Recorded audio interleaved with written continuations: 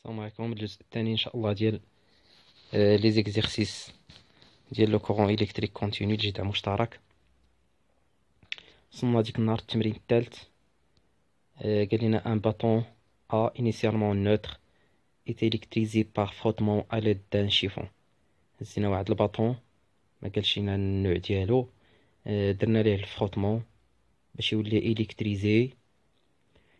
sa charge électrique devient ولات لا شارج ديالو من بعد هاد الالكتريزاسيون 48 في 10 أس ناقص 18 كولوم. السؤال هو لو باطون a-t-il gagné ou perdu des électrons à la suite de l'électrisation؟ واش هاد الباطون ربح او لا فقد الكترونات من بعد الالكتريزاسيون؟ جوستيفي. اذا من خلال المعطيات كنلاحظوا باللي لا شارج ديال الباطون ولات 48 في 10 أس ناقص 18، علما انه كان في الاول نوتر، يعني لا شارج ديالو كانت تساوي زيرو. بما ان هاد لا شارج اللي اكتسب شارج بوزيتيف، اذا غادي يكون فقد الكترونات، حيت الالكترونات تتكون لا شارج ديالهم نيجاتيف. نشوفوا هنايا الجواب باش اللي بيسكريني الجواب يبقى عنده مكتوب، ولا راه تلقاو البي دي اف لتحت. يعني ما تنساوش تبقاو توقفوا في التمارين تتحاولوا مع الجواب عاد تطلعوا الحل. اذا هنا قال لنا نفس الهضره دابا اللي قلنا، لا شارج بما انها بوزيتيف donc le bâton a perdu des électrons à la suite de l'électrisation. السؤال الثاني، déterminer le nombre d'électrons gagnés ou perdus par A. العدد ديال الالكترونات اللي فقد، حيت قلنا راه فقد داك الباطون افقد الكترونات. دونك غنشوفوا العدد ديال الالكترونات اللي فقد. كنخدموا دائما بنفس العلاقه كي ايكال ان فوا او، ان ايكال كيو على او. وما ننساوش هاد لا فالور ابسولي، حيت ديما لو نومبر دي زيليكترون تيكون بوزيتيف، باش ما شي نهار لا كانت عندكم الكي نيجاتيف بحال هذاك التمرين الثاني اللي سبق شفناه، ديما لو نومبر دي زيليكترون تيخرج لنا بوزيتيف. اذا 300 الكترون هنا اللي لقيناه. السؤال الثاني هضرنا عليه. السؤال الثالث قال لك ان دوزيام باطون، هز واحد الباطون اخر، porte une charge QB عنده initialement، هذا عنده initialement une charge QB égale 3.2 في 10 أس ناقص 18. on met en contact à l'extrémité chargée de A avec l'extrémité chargée de B. إذا غادي يلاقيو هادوك لي دو باطون A و B.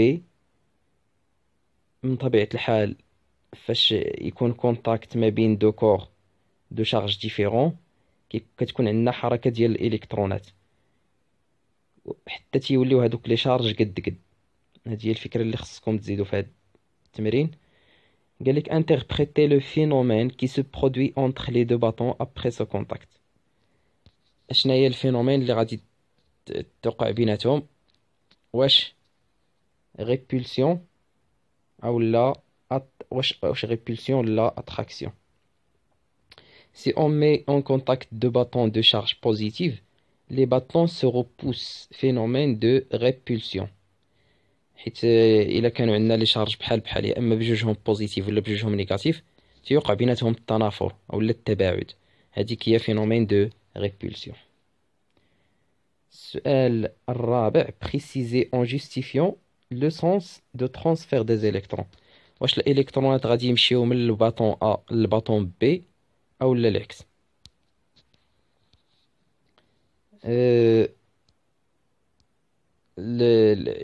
بما ان لا شارج ديال A كبر من لا شارج ديال B وخصهم في الاخر يوليو معادلين، اذا هذيك لا شارج ديال A خصها تنقص، وباش تنقص خص يجيو عندها دي شارج نيجاتيف.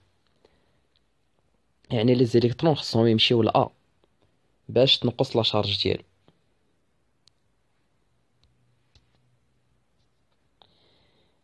déterminer le nombre d'électrons perdus par B. العدد ديال الالكترونات اللي غادي يفقد الباطون B. قلنا باش يولي عندنا ليكيليبر خص هادوك لي شارج يوليو قد داكشي علاش كتبنا هنايا كيو ا ايكال كيو بي. مزيان، دابا نشوف شنو هي كي ا في ليكيليبر. كي ا في ليكيليبر قلنا خصها تنقص، يعني غتنقص لها واحد الكونتيتي ديال لا شارج.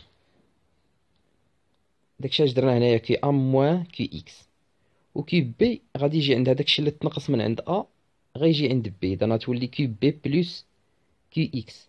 هذه دابا ولات معادله بسيطه، المجهول فيها هو ديك الكونتيتي ديليكتريسيتي ولا لا كونتيتي د شارج اللي غادي تنقص من ا وتمشي لبي. نحاولوا دابا نحلوا هذه المعادله، راه بسيطه. نجيبوا هاد موان كي اكس نجيبوها عند هذه تولي 2 كي اكس، و كي بي نجيبوها للجهه الاخرى تولي كي ا موان كي بي. دونك كي اكس ايكال كي ا موان كي بي سور 2 ايكال 2 فيرغول. المهم هذيك ابليكاسيون نيميريك عاودوا ليها الحساب باش تاكدوا منها. دونك لا شارج transmise اي كي اكس ايكال هي هذيك اللي حسبنا دابا. دابا خاصنا لو نومبر دي زيليكترون، نطبقوا عاوتاني هذيك العلاقه ديال ان ايكال كي سور او، ونحسبوا نلقاو 140 الكترون. دونك لو نومبر دي زيليكترون بيردو بار بي اي 140. السؤال السادس، ديتيرميني لا شارج دو شاك باطون ابري لو كونتاكت. اذا من بعد الكونتاكت شحال غتولي عندنا؟ يوليو عندنا هنا لا، هنا هاد الشيء، هاد السؤال خاصها شي حاجه. دابا هنا يلاه حسبنا لا كونتيتي د شارج، خصنا نمشيو ونرجعو هنايا ونقولوا ليه كي ا ليكيليبر ايكال كي ا موان كي اكس، وتحسبوها. هادي هي لا شارج ابخي ليكيليبر.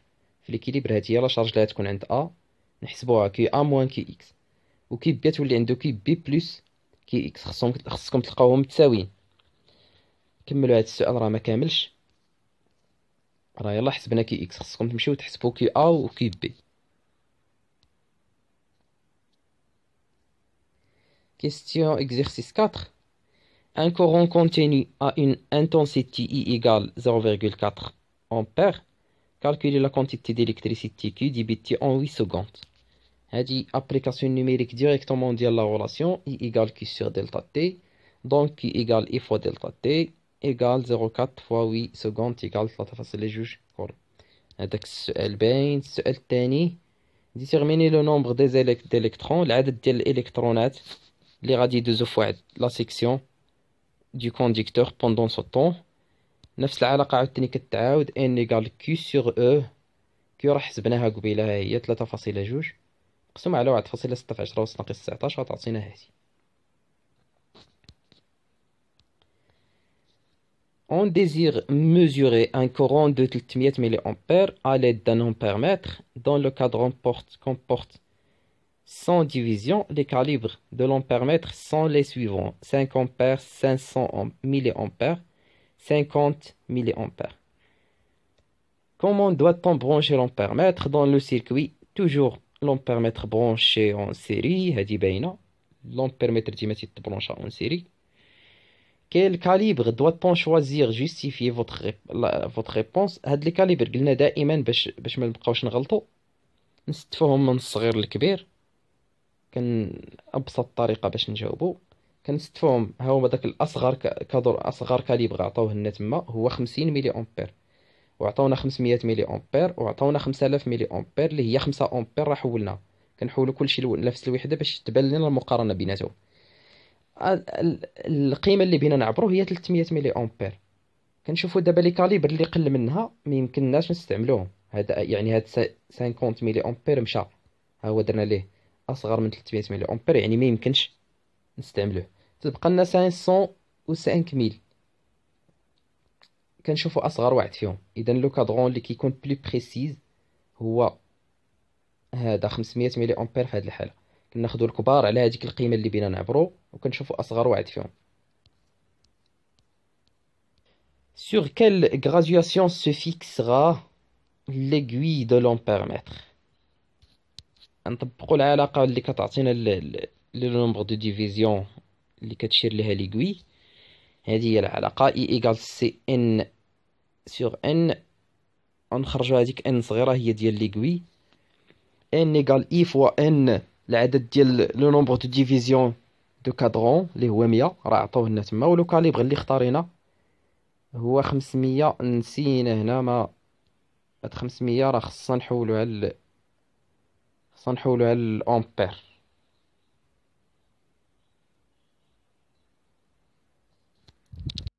هنا عودو ردوا البال للوحدات، ما حولناش حيتاش عندنا 300 ملي امبير الفوق و 500 ملي امبير لتحت. يعني الا حولتي كاع الامبير الفوق والامبير لتحت بحال تخرج لك تما واحد 1000 تختزل بها. اذا ما كاين مشكل هنا لا ما حولناش، ولكن نتوما باش تفاداو الاخطاء بقاو تحولوا كلشي للامبير وهنيو راسكم. يعني هاد 300 نحولوها للامبير و500 نحولوها للامبير. Exercice 5. La figure ci-contre représente l'image du port de l'ampèremètre. السؤال الأول déterminer le type du courant. كنشوفوا هاد العلامة كتعني le courant électrique continu. السؤال الثاني déterminer le calibre utilisé. ها هو عندنا هنايا هاد العلامة كتشير ل 0.1 أمبير. السؤال الثالث déterminer la valeur de l'intensité. نحسبوها عندنا E égale CN على N. هادوك العدد ديال التدريجات اللي كتشير لها ليكويا تلقاو 65. الكاليبر قلنا 0.1. عدد ديال التدريجات 100. و ابليكاسيون نيميريك نيشان. Question 4. Calculer la quantité d'électricité traversant une section du circuit pendant delta t égale 10 secondes. بينا نحسبو Q. عندنا E وعندنا دلتا t نفس العلاقة عاوتاني باش كنخدمو. عندنا E égale Q على دلتا t donc Q égale E fois delta t. l'application numérique نيشان.